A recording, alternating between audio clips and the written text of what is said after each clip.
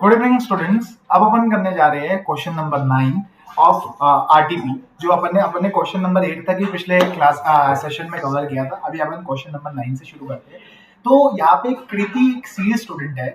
वो कहती है कि सिर्फ ऑडिट ही एक एश्योरेंस एंगेजमेंट है। तो सिर्फ ऑडिट ही एक एश्योरेंस एंगेजमेंट है, बट उसकी एक फ्रेंड है सुमाया, जो कि she is not agreeing with her.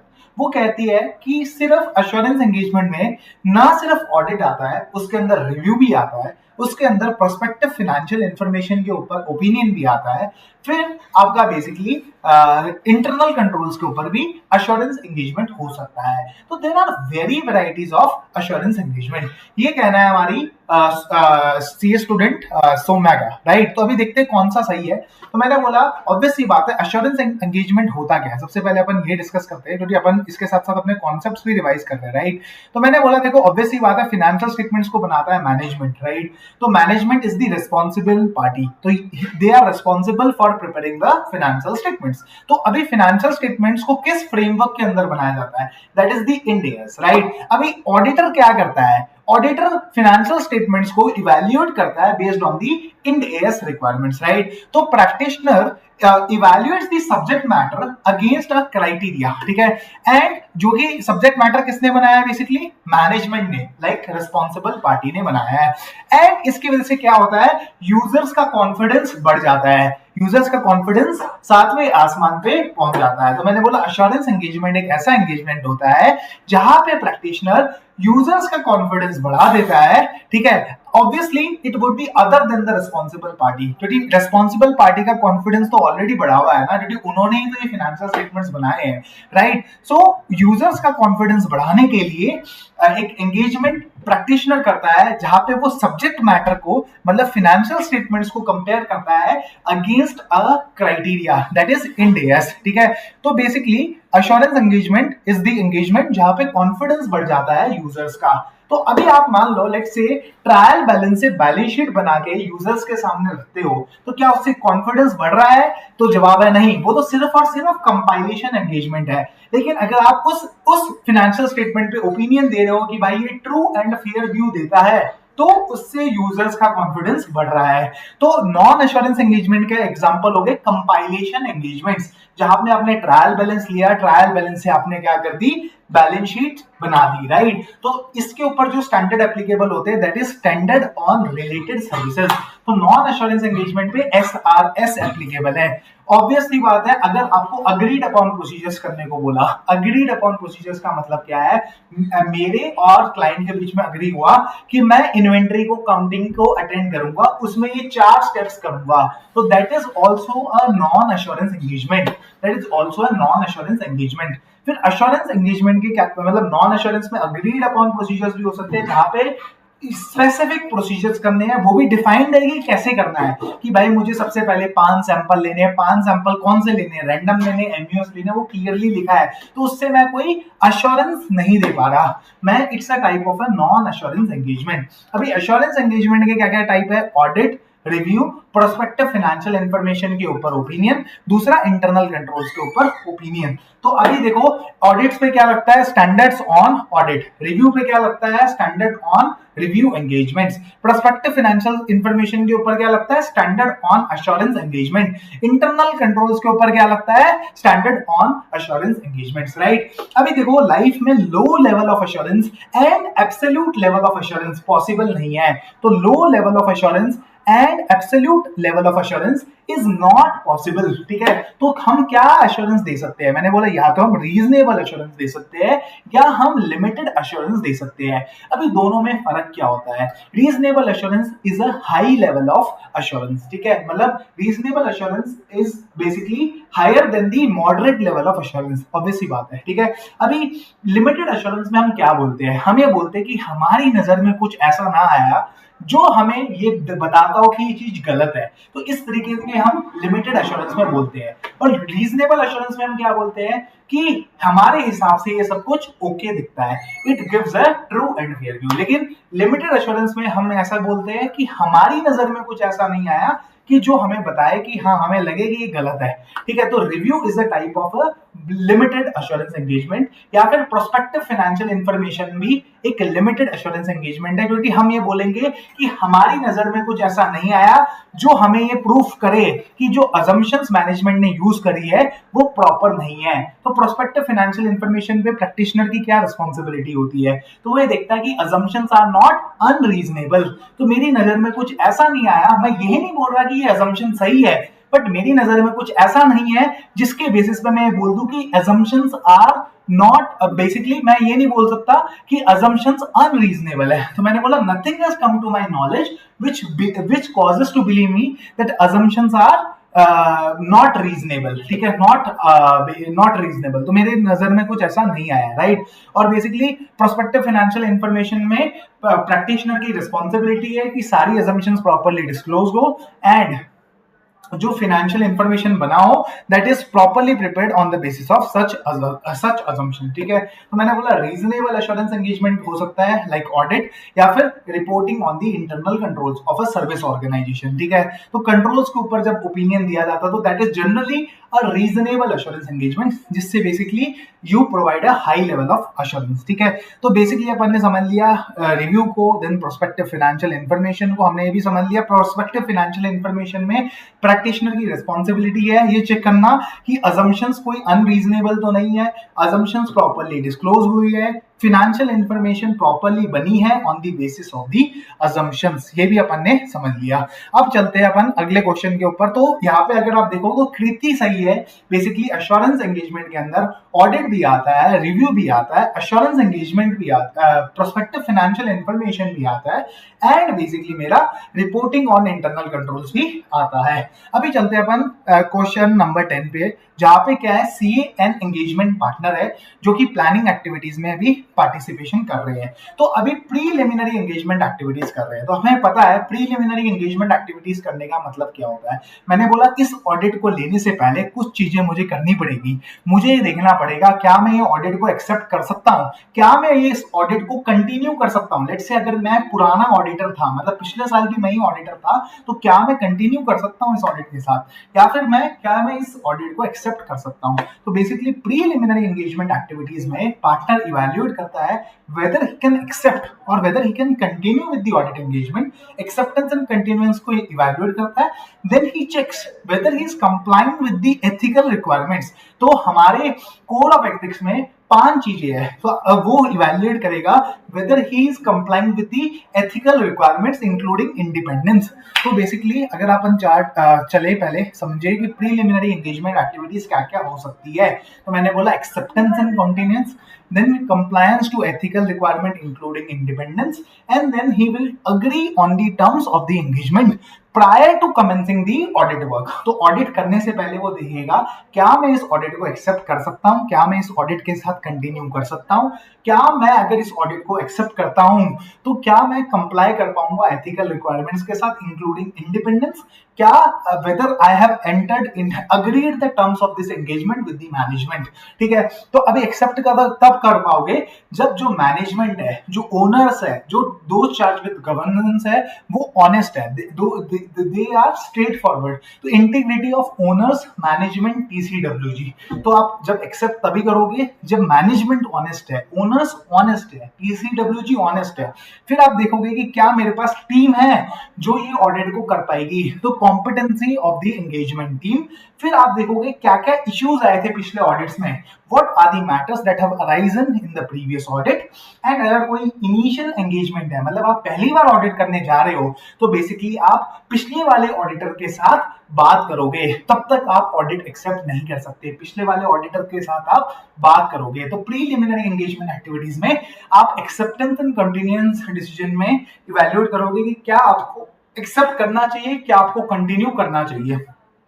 फिर आप देखोगे क्या मैं अगर इस ऑडिट को एक्सेप्ट करता हूं तो whether I will be able to comply with the ethical requirements including independence. Ethical requirement में integrity, objectivity, professional competence, confidentiality and professional behaviour. तो क्या मैं इन सबको कंप्लाई कर पाऊंगा अगर मैं इस ऑडिट को लेता हूं, क्या मैं इंडिपेंडेंस के साथ कंप्लाई कर पाऊंगा। तो बेसिकली ये हमारा पॉइंट्स है, राइट। तो प्रीलिमिनरी एंगेजमेंट एक्टिविटीज में जब CA and engagement partner LPS and associates के बेसिकली कर रहे हैं, तो उन्हें बेसिकली ये सारी चीजें देखनी पड़ेगी, क्या वो एक्सेप्ट कर सकते हैं, क्या वो कंटिन्यू कर सकते हैं, क्या वो बेसिकली एक्सेप्ट होता है let's say first time audit engagement के लिए, कंटिन्यूएंस होता है लेट्स से अगर आप पुराने ऑडिटर भी आप ही थे तो कंटिन्यूएंस वर्ड यूज होता है, और ऑब्वियसली बात है इनिशियल ऑडिट एंगेजमेंट में आपको पिछले वाले ऑडिटर से बातचीत भी करनी पड़ेगी। तो प्रीलिमिनरी एंगेजमेंट एक्टिविटीज के ये पार्ट हुए। अभी प्रीलिमिनरी एंगेजमेंट एक्टिविटी जब वो कर रहा है तो वो इंश्योर करना चाहता है कंप्लायंस विद इंडिपेंडेंस रिक्वायरमेंट। तो अभी अपन पढ़ेंगे ऐसे 220 बोलता है कि एंगेजमेंट पार्टनर की रिस्पॉन्सिबिलिटी है कि वो इंश्योर करे compliance to ethical requirement along with independence. तो अभी उसको ये रिस्पॉन्सिबिलिटी है एज पर ऐसे 220, तो वो ये कैसे कंक्लूड करेगा कि we that the firm that the firm who is auditing is complying with the independence requirement। तो वो कैसे इंश्योर करेगा? तो बेसिकली मैंने बोला अभी आपको बोला ना ऐसे 220 बोलता है कि एंगेजमेंट पार्टनर की रिस्पॉन्सिबिलिटी है कि वो बेसिकली इंश्योर करे that the ethical requirements are being complied with. तो उसके लिए वो क्या रहेगा, वो अलर्ट रहेगा जब भी वो टीम के साथ बैठ रहा है ड्यूरिंग द ऑडिट, तो through observation through inquiry basically वो देखेगा कि कुछ ऐसी नॉन कंप्लायंस तो नहीं हो रही है विद द एथिकल रिक्वायरमेंट, कोई ऐसा टीम मेंबर तो नहीं है जो integrity, objectivity, professional competence, professional behaviour, confidentiality के प्रिंसिपल्स को फॉलो नहीं कर रहा है। तो he will evaluate the compliance to the ethical requirement by the engagement team. उसके लिए वो क्या कर सकता है, he will remain alert, he will observe, he will inquire, ठीक है, so as to throughout the audit he will do these things to evaluate कोई नॉन कंप्लायंस तो नहीं हो रहा है with the ethical requirement by the engagement team. So throughout the audit engagement partner through observation and inquiry, ठीक है, as necessary for evidence of non compliance with, तो ये देखेगा कोई नॉन कंप्लायंस तो नहीं हो रहा है बाय द एंगेजमेंट टीम। अगर कोई ऐसा मैटर आता है एंगेजमेंट पार्टनर के सामने, या तो फर्म के क्वालिटी कंट्रोल मैकेनिज्म के थ्रू या फिर डायरेक्टली, जैसे अभी ऑब्वियसली बात है एंगेजमेंट पार्टनर अलर्ट था राइट, उसने ऑब्जर्वेशन करा, उसने इंक्वायरी करा, तो अगर कोई ऐसा मैटर आता है जहां पे ये दिखता है कि एंगेजमेंट टीम मेंबर ने कंप्लाई नहीं किया एथिकल रिक्वायरमेंट्स के साथ, तो एंगेजमेंट पार्टनर्स अदर्स के साथ विद इन द फर्म, मतलब अदर पार्टनर्स के साथ कंसल्ट करके अप्रोप्रिएट एक्शन को डिटरमाइन करेंगे। तो इसके लिए अपन एग्जांपल ले सकते हैं बेसिकली। तो लेट से एक जो एंगेजमेंट टीम मेंबर था उसका रिलेटिव वहां पे पाया गया कि वहां पे वो काम करता है राइट, या फिर एक आर्टिकल असिस्टेंट था, उसने क्या किया, डेटा शेयर कर दिया, कॉन्फिडेंशियलिटी का ब्रीच कर दिया राइट। तो बेसिकली फिर वो बंदा कंसल्ट करेगा with the other partners as to what should be the appropriate action। तो बेसिकली एंगेजमेंट पार्टनर की ओवरऑल रिस्पॉन्सिबिलिटी है to ensure ethical requirement. Ethical requirement का मतलब integrity, objectivity, professional competence, professional behaviour and professional behaviour and confidentiality right. अभी engagement partner को conclude करना है कि firm and its personnel are in compliance to the independence requirements, ठीक है। तो उसको ये कंक्लूड करना है, तो बेसिकली वो क्या करेगा, इसके लिए वो इंफॉर्मेशन लेगा फर्म के थ्रू कि जिससे वो आइडेंटिफाई करेगा एंड इवैल्यूएट करेगा कोई ऐसी सर्कमस्टांस या कोई रिलेशनशिप तो नहीं है which creates threat to independence. तो लेट्स से अगर कोई नया ऑडिट आता है, ठीक है, फर्म के पास नया ऑडिट आता है, तो बेसिकली एंगेजमेंट पार्टनर फर्म से पहले एम्प्लॉय के द्वारा जो डिक्लेयर्ड लिस्ट है जहां पे शेयर होल्डिंग डिक्लेयर करी होगी एम्प्लॉय ने कि मेरी इस कंपनी में होल्डिंग है, उसको वो बेसिकली इवैल्यूएट करेगा एंड वो देखेगा कि कोई ऐसी रिलेशनशिप तो नहीं है, कोई ऐसे सर्कमस्टांसेस तो नहीं है जो कि क्रिएट कर रहे हैं थ्रेट टू इंडिपेंडेंस। तो he will obtain relevant information, मतलब रेलेवेंट इंफॉर्मेशन में क्या क्या हो सकती है, एम्प्लॉय की डिक्लेरेशन कि इस कंपनी में मेरे शेयर होल्डर्स है, दीज आर माय रिलेटिव्स, है ना, या फिर अदर पार्टनर्स की होल्डिंग्स या फिर अदर पार्टनर्स के रिलेटिव्स। तो he will obtain relevant information from the firm और वो आइडेंटिफाई एंड इवैल्यूएट करेगा सर्कमस्टांसेस एंड रिलेशनशिप जो कि थ्रेट क्रिएट करते हैं to the independence. So this is our main question right. इसके ऊपर हमें लिखना था, लेकिन मैंने आपको पूरा इसलिए समझाया ताकि आपको पूरा कॉन्सेप्चुअल एकदम समझ आए कि प्रीलिमिनरी एंगेजमेंट एक्टिविटीज में आपको 3 चीजें करनी होती है, एक्सेप्टेंस एंड कॉन्टिन्यूएंस, फिर आपको इंडिपेंडेंस एंड एथिकल रिक्वायरमेंट का कंप्लायंस देखना पड़ता है, and then you have to agree to the engagement terms right. फिर अपन ने पढ़ा एंगेजमेंट पार्टनर की ओवरऑल रिस्पॉन्सिबिलिटी है to ensure compliance with ethical requirement and he has to also conclude on compliance to independence requirement. उसके लिए वो information लेगा फर्म से कि भाई टू आइडेंटिफाई एंड इवैल्यूएट ऐसे सर्कमस्टांसेस एंड रिलेशनशिप जो कि थ्रेट क्रिएट कर रहे हैं टू दी इंडिपेंडेंस। फिर basically he will let's say अगर ये आइडेंटिफाई हो गया कि मेरे एम्प्लॉय की होल्डिंग है, जिस एंगेजमेंट टीम मेंबर को मैं भेजने जा रहा हूँ ऑडिट पे, उसकी बेसिकली होल्डिंग है उस कंपनी के अंदर, तो he will evaluate the information on identified breaches जो कि हो चुका है of the firm independence policies and procedures. तो जो ब्रीच हो चुका है, ठीक है, तो ये लिखा गया था कि एंगेजमेंट टीम मेंबर की कोई भी होल्डिंग नहीं होगी उस कंपनी के शेयर में जिसमें वो ऑडिट कर रहा है। तो अगर कोई ब्रीच मिला of the firm independence policy and procedure, तो he will determine so basically he will evaluate the information कि what are the breaches of the firm's independence policies and procedures, ठीक है, एंड वो ये देखेगा कि क्या कोई थ्रेट क्रिएट हो रहा है फॉर द एंगेजमेंट। तो थ्रेट अगर हो रहा है तो he will try to eliminate that threat, या फिर वो अप्लाई करेगा सेफगार्ड्स, या फिर मतलब बेसिकली उस आर्टिकल असिस्टेंट को बोलेगा कि भाई तू शेयर्स बेच दे इस कंपनी के, या फिर अगर कुछ भी पॉसिबल नहीं है तो he will withdraw from the audit engagement. So basically मैं अगर आपको समझाऊं तो एंगेजमेंट पार्टनर की रिस्पॉन्सिबिलिटी है to ensure compliance to ethical requirement including independence.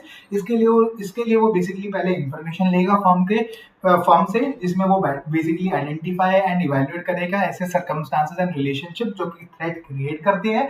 फिर वो इवैल्यूएट करेगा जो ब्रीचेस हुए हैं of the firms policies and procedure with respect to independence, and वो देखेगा कि कोई थ्रेट तो नहीं निकल के आ रहा है फॉर दिस ऑडिट एंगेजमेंट। अगर आ रहा है तो he will take appropriate action to eliminate that threat and to reduce it to acceptably low level by applying safeguards, and अगर कुछ भी पॉसिबल नहीं है तो he will withdraw from the engagement. And obviously बात है अगर वो इंडिपेंडेंस रिक्वायरमेंट के साथ कंप्लाई नहीं कर पा रहा है तो उसको प्रॉम्प्टली बताना है to the firm, to the partners, to the other partners कि वो he is not able to resolve the matter and it needs to be resolved, you can say jointly, ठीक है, it should be resolved amicably, मतलब सब साथ में मिलकर हम इसे रिजॉल्व करते हैं, राइट। तो ये भी हमारा बेसिकली डिस्कशन कंप्लीट हो जाता है with respect to preliminary engagement activities. अभी अपन चलते हैं चैप्टर नंबर 3 में, जहां पे अपन बात करते हैं डेटा एनालिटिक्स, ठीक है। तो डेटा एनालिटिक्स मैनेजमेंट भी यूज करता है, ऑडिटर भी यूज कर सकता है। जब ऑडिटर डेटा एनालिटिक्स के टूल्स एंड टेक्निक को यूज करता है तो उसको हम बोलते हैं CAAT, that is computer assisted audit techniques, ठीक है। तो जब ऑडिटर डेटा एनालिटिक्स को यूज करता है तो उसको हम बोलते हैं कैट। अब ये कहाँ पे यूज हो सकती है, मैंने बोला सैंपल निकालने में यूज हो सकती है, ये देखने में यूज हो सकती है कि भाई जो पॉपुलेशन हमें मिली है वो कंप्लीट है, बेसिकली उसमें कुछ ऐसा तो नहीं है, कुछ रोज हिडन तो नहीं है, तो basically completeness and accuracy of data में यूज हो सकती है। तो डेटा एनालिटिक्स अगर मैनेजमेंट यूज कर रहा है तो वो डिफरेंट पर्पसेस के लिए यूज कर सकता है, लेकिन जब वो ऑडिटर यूज करता है तो उसको हम बोलते हैं कैट, ठीक है। अभी अपन चलते हैं इससे कैट के क्या क्या फायदे हैं। मैंने बोला देखो कंप्लीटनेस देख सकता है कि वो जो डेटा उसे मिला है क्या वो सही है या नहीं है, सैंपल सिलेक्शन में हेल्प हो सकता है, बेसिकली वो रिकैलकुलेशन कर सकता है, मैथमेटिकल कैलकुलेशन कर सकता है, लेक्स स्प्रेडशीट में प्रीपेड एक्सपेंस को रिकैलकुलेट कर सकता है, रिकम्प्यूट कर सकता है, जैसे लेट्स से ट्रांजैक्शन जो जर्नल एंट्री का डंप है उससे वो ट्रायल बैलेंस बना सकता है, वो अर्थमेटिकल कैलकुलेशन कर सकता है like depreciation, interest, analysis of journal entries कर सकता है। तो आपको पता होगा बहुत सारे सॉफ्टवेयर है लाइक आइडिया, एसीएल, ठीक है, उनके थ्रू आप क्या कर सकते हो, एनालिसिस ऑफ जर्नल एंट्रीज कर सकते हो। मतलब बेसिकली आपको पता चल जाएगा कौन सी ऐसी एंट्रीज है which represent for fraudulent characteristics, like कि मान लो जानबूझकर डेबिट्स टू रेवेन्यू हो रहा है, रेवेन्यू को कम करने की कोशिश की जाती है, या फिर ईयर एंड के आसपास जानबूझकर रेवेन्यू को बढ़ाने की कोशिश की जाती है। तो basically you can analyse journal entries through these CAAT, ठीक है, and you can evaluate the control deficiency. तो आप देख सकते हो what is the impact of this deficiency on the overall financial statement.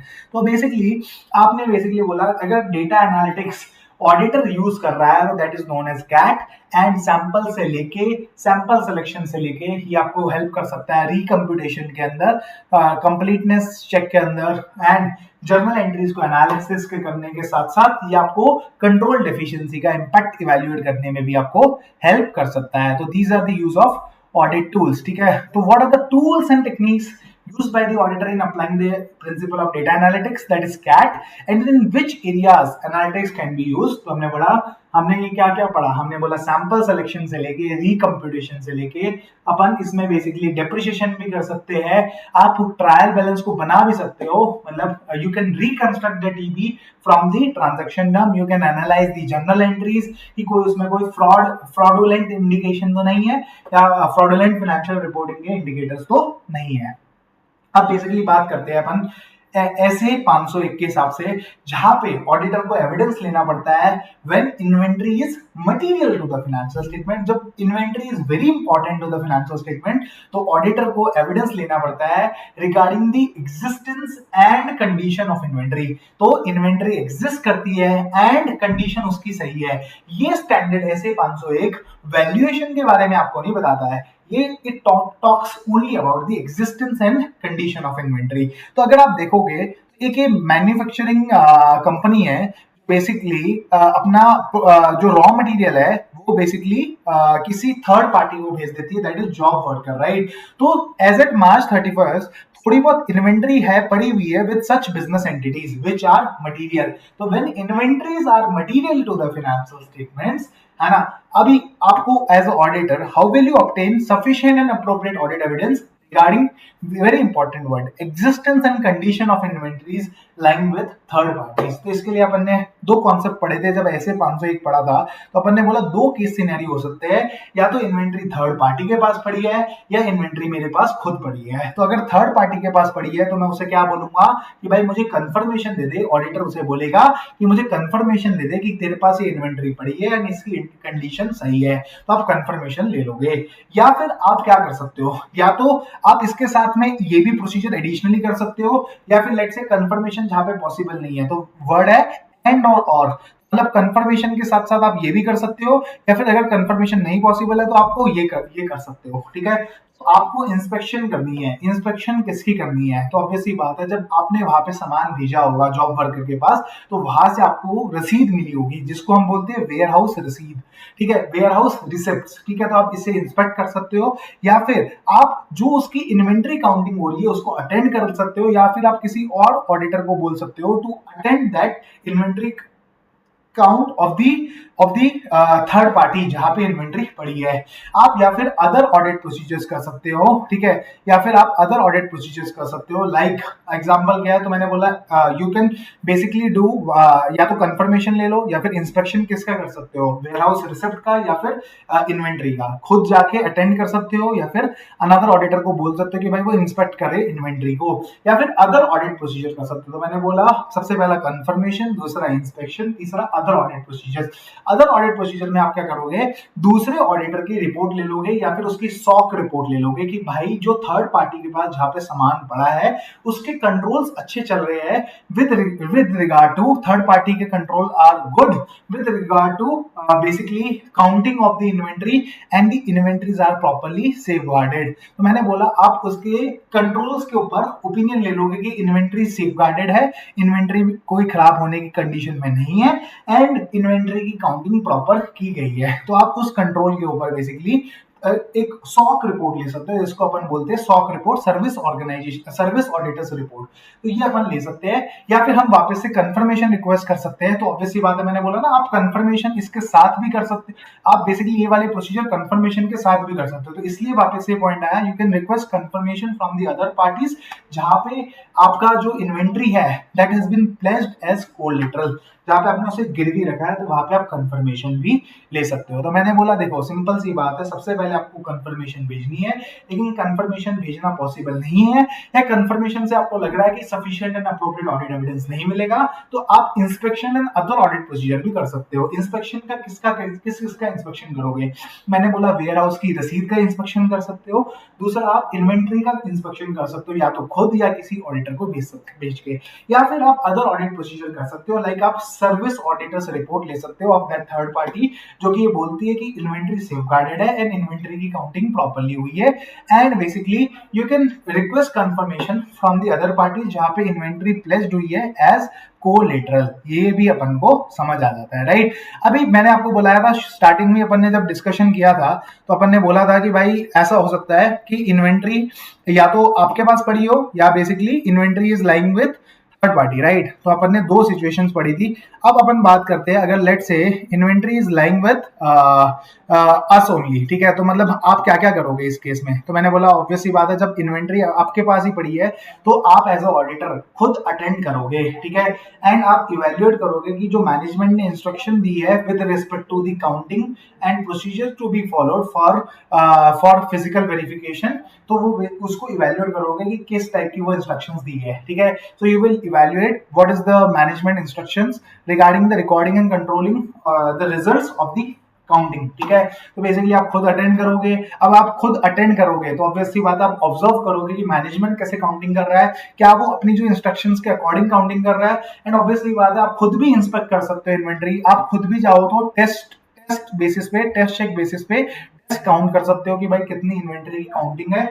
और आपको इसके देखो आप क्या करोगे, बेसिकली आपको अटेंड करना है। अटेंड करोगे तो ऑब्वियसली बात है, आप ऑब्जर्व भी करोगे मैनेजमेंट कैसे कर रहा है, आप मैनेजमेंट की इंस्ट्रक्शंस पढ़ोगे, फिर आप खुद भी इंस्पेक्ट कर सकते हो इन्वेंट्री को, आप भी खुद भी टेस्ट काउंटिंग कर सकते हो कि कितनी काउंटिंग है, मैं खुद कर लेता हूँ टेस्ट चेक बेसिस पे, 2-4 आइटम का आप भी काउंटिंग कर सकते हो। अब जब ये सब चीजें हो जाए तो आपको ये इंश्योर करना है, आपको ऑडिट प्रोसीजर परफॉर्म करना है कि जो एक्चुअल काउंटिंग हुई है वही आपके फाइनेंशियल स्टेटमेंट में रिफ्लेक्ट हो रही है। तो जो इन्वेंट्री का जो फाइनल रिकॉर्ड बना वही आपके बेसिकली जो इन्वेंट्री काउंटिंग हुई वही आपके फाइनेंशियल स्टेटमेंट्स में रिफ्लेक्ट हो रही है। तो ये भी अपन ने समझ लिया। तो अभी थर्ड पार्टी के पास इन्वेंट्री पड़ी है तो या तो कंफर्मेशन ले लो या इंस्पेक्शन कर लो वेयर हाउस की रसीद का। वेयर हाउस की रसीद नहीं तो या तो आप इन्वेंट्री का खुद ही इंस्पेक्शन कर लो, या तो खुद अटेंड कर लो, या किसी और को अपॉइंट कर दो, या फिर आप SOC रिपोर्ट ले लो, या फिर आप कंफर्मेशन ले लो कि भाई इन्वेंट्री तेरे पास पड़ी है and it has been placed as collateral, ठीक है। अभी बेसिकली एक कंपनी है XYZ लिमिटेड जिसके पास बोरिंग्स है बैंक से, फाइनेंशियल इंस्टीट्यूशन से, हायर परचेज कंपनीज के साथ। उसने डिबेंचर्स भी इशू कर रखे हैं टू इट्स मेंबर्स, तो डिबेंचर्स से भी पैसा उठा रखा है। तो आप इसके स्टैट्यूटरी ऑडिटर हो एंड आप वेरीफाई करना चाहते हो borrowings on the balance sheet date, ये जो है इट रिप्रेजेंट वैलिड क्लेम्स। तो मैंने बोला अब आप कौन सी असर्शन को चेक करना चाहते हो, आप ये देखना चाहते हो कि बोरिंग्स जो है it is represented by the valid claims by the bank और थर्ड पार्टीज। तो मतलब अपन जो असर्शन के बारे में बात कर रहे हैं दैट इज एग्जिस्टेंस असर्शन। हम बात कर रहे हैं कि जो बोरिंग्स है वो एग्जिस्ट करती है, these represent the valid claims of the third parties. तो अपन को एग्जिस्टेंस चेक करना है। तो एग्जिस्टेंस के लिए आप क्या क्या प्रोसीजर करोगे, तो मैंने बोला बहुत सिंपल सी बात है, जब आप लोन लेते हो तो बोर्ड से क्या लेते हो, ऑथराइजेशन लेते हो, राइट। तो आप बोर्ड मिनट्स देख सकते हो कि बोरिंग्स का जो लेना है वो ऑथराइजेशन के थ्रू हुआ था। फिर आप एग्रीमेंट देख सकते हो, आप लोन एग्रीमेंट पढ़ सकते हो, उसमें इंटरेस्ट रेट पढ़ सकते हो, रीपेमेंट टर्म्स देख सकते हो कि what are the repayment terms, तो आप लोन एग्रीमेंट देख सकते हो। फिर आप trust basically debenture trust deed पढ़ सकते हो, ठीक है। तो इसको आप थोड़ा सा नाम चेंज कर लीजिएगा, इट्स डिवेंचर ट्रस्ट डीड, ठीक है। तो डिवेंचर की जो डीड है उसमें लिखा होगा कि भाई कब कब पैसा देना है और कब कब इंस्टॉलमेंट ड्यू होगी, तो आप उसको भी पढ़ सकते हो। आप हायर परचेज एग्रीमेंट को भी पढ़ सकते हो। तो अब एक्सिस्टेंस के लिए आप क्या क्या कर सकते हो, मैंने बोला बोर्ड मिनट का अप्रूवल देख सकते हो, आप एग्रीमेंट्स को पढ़ सकते हो, हायर परचेज का भी पढ़ सकते हो, डिबेंचर्स का भी पढ़ सकते हो, लोन एग्रीमेंट भी पढ़ सकते हो। आप कंफर्मेशन भी ले सकते हो कि भाई इतना बैलेंस मुझे तुझे देना है। एंड बेसिकली आपको ये इंश्योर करना है कि अगर आपने रीपेमेंट कर दी है, आपने लोन की रीपेमेंट अगर कर दी है, तो जो सिक्योरिटी आपने गिरवी रखी थी वो डिस्चार्ज हो रखी है। एंड इसके लिए आप एग्जिस्टेंस के लिए आप मैनेजमेंट से रिटर्न रिप्रेजेंटेशन भी ले सकते हो। तो मैंने बोला देखो एग्जिस्टेंस ऑफ बोरिंग्स को चेक करने का क्या क्या सॉल्यूशन है। तो आप देखोगे बोर्ड ऑथराइजेशन हुआ होगा, आप लोन एग्रीमेंट देखोगे, डिबेंचर की ट्रस्ट डीड देखोगे, हायर परचेज का एग्रीमेंट देखोगे, आप कंफर्मेशन ले सकते हो। आपको ये इंश्योर करना पड़ेगा कि सिक्योर्ड एसेट डिस्चार्ज हो चुके हैं एंड रिटर्न रिप्रेजेंटेशंस ले लिए।